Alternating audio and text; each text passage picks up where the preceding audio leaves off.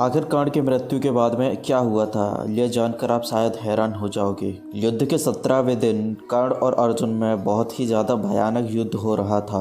युद्ध के दौरान जब कर्ण के रथ का पहिया जमीन में धंस जाता है तब कर्ण अर्जुन से कहते हैं कि अर्जुन तुम 2 घड़ी प्रतीक्षा करो जिससे मैं इस रथ के फंसे हुए पहिए को निकाल सकूं।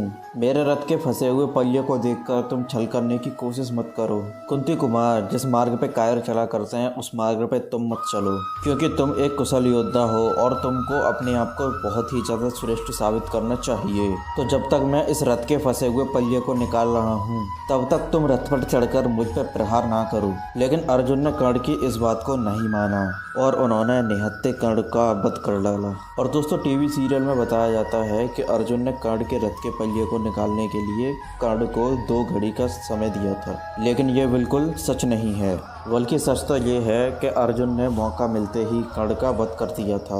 लेकिन दोस्तों, कर्ण की मृत्यु के बाद में कुछ ऐसा हुआ था जिसे सुन के आप हैरान हो जाओगे। तो आज हम आपको उस बारे में इस वीडियो में बताएंगे। लेकिन आप अगर इस चैनल पर नए हो तो वीडियो को लाइक करके चैनल को सब्सक्राइब जरूर कर लेना और कमेंट में जय श्री कृष्ण जरूर लिख देना। जब अर्जुन ने अंजनी वार से कर्ण का वध किया था तब कर्ण के शरीर से रक्त की धाराएं बह रही थी। उनका सर धड़ से अलग हो चुका था, लेकिन उनका शरीर सूर्य के भांति चमक रहा था।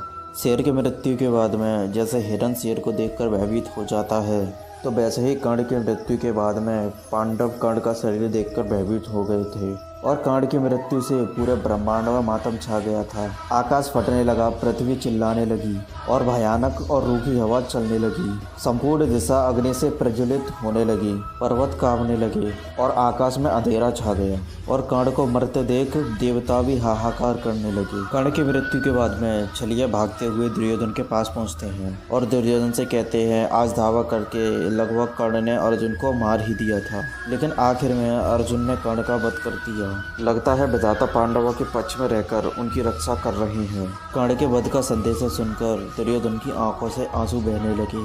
शोक से दुर्योधन मूर्छित होकर गिर पड़ा।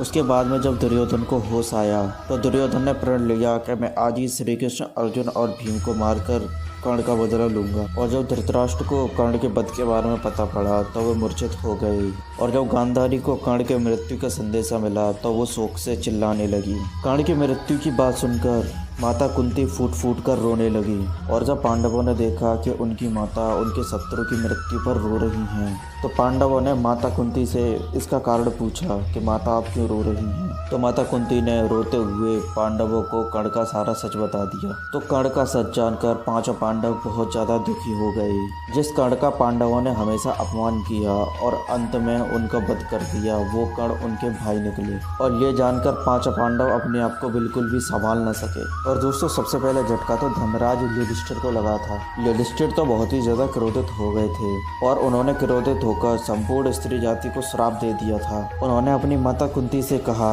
माता आपने हमसे कर्ण का सच छुपाया, इसीलिए हमने अपने बड़े भाई को अपने हाथों से मार डाला और आपकी वजह से ही आज हमको इतना दुख हो रहा है।